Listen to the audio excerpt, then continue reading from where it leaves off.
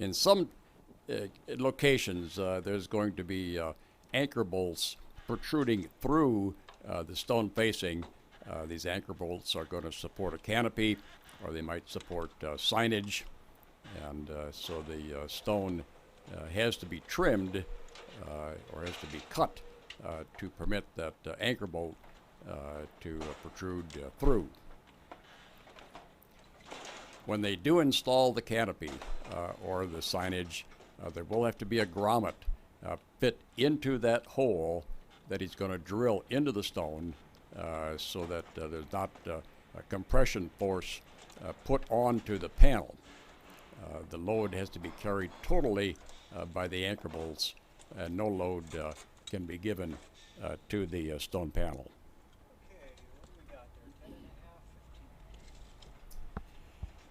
He marked the dimension from one end to the center line of the first bolt and to the center line of the second bolt, and then he measured up from the lower panel to the center line of the two holes, and gets the center of each of those anchor bolts.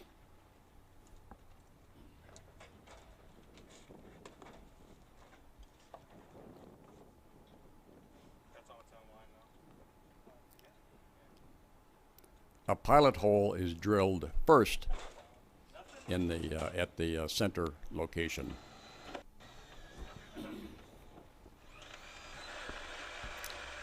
Then, using a diamond tip hole saw, the hole is drilled through the stone. Now, here they're going through stone that's about a 1/4 inch thickness.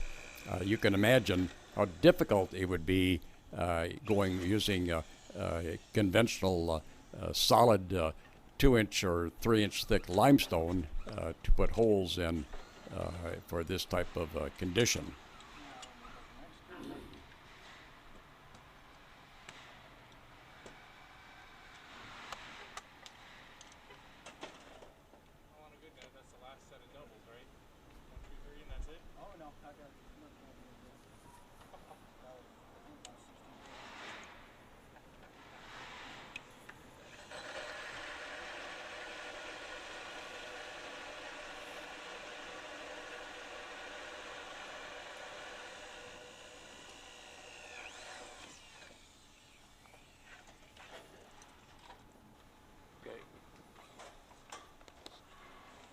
Here we see the completed panel.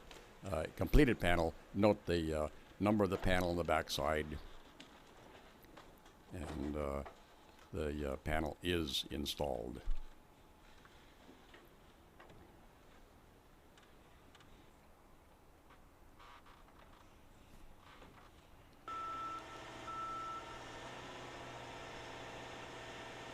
The next panel also has to be drilled for more anchor bolts, and again he's measuring from the previously set panel horizontally, and then measuring up to the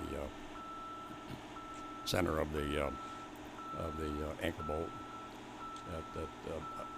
at the bottom of the panel. In some cases they need larger holes, and in this case he's going to be cutting a hole for a scupper.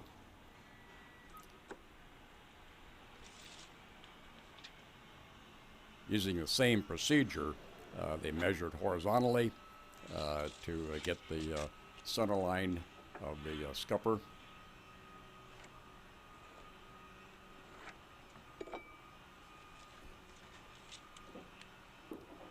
And they had measured vertically, again, to get the center line of the scupper.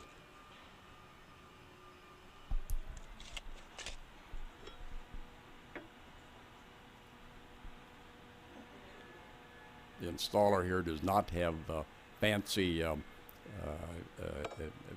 equipment, and so he's now going to mark a dimension of 6-inch diameter, or 3 inches either side of the center line of that scupper.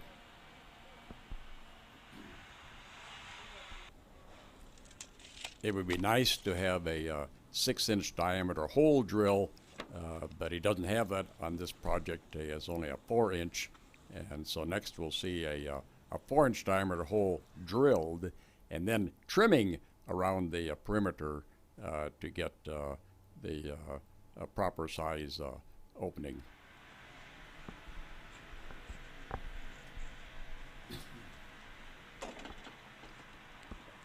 That's a smaller hole? Yeah. Hey, Bud.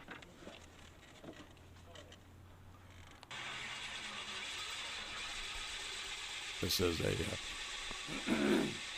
is a 4-inch diameter diamond tip hole saw. He's using to cut that opening, cut that hole.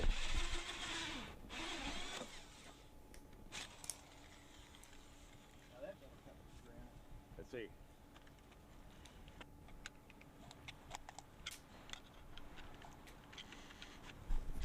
Is that a diamond tip or what kind? This one is, yeah. Yeah.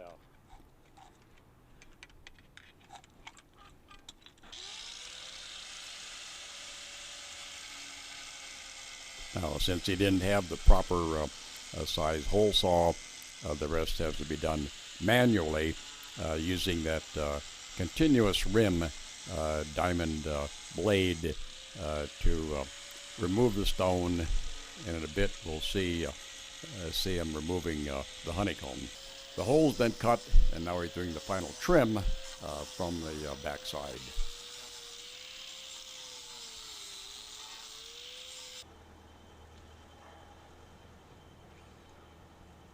And then the panel is installed.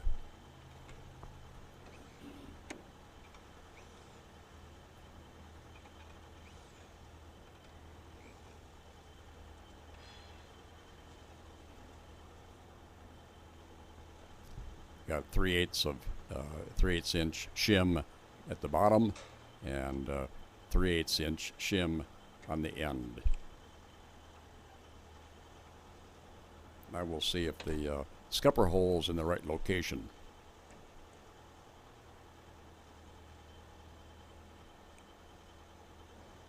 Looks like I keep my job.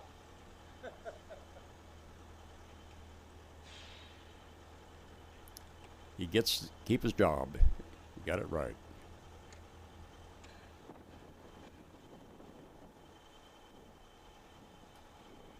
Beautiful cut, Joe. Good. Somebody must measure it right. The dimension to the corner wasn't known in advance, so this panel had to be cut at the job site. The normal dimension from face of backup to face of stone is either 1 7/8 inches or 2 3/8 inches, depending on whether they're using the narrow or the regular interlocking channel. The crew will usually add 1/8 of an inch for backup location tolerance.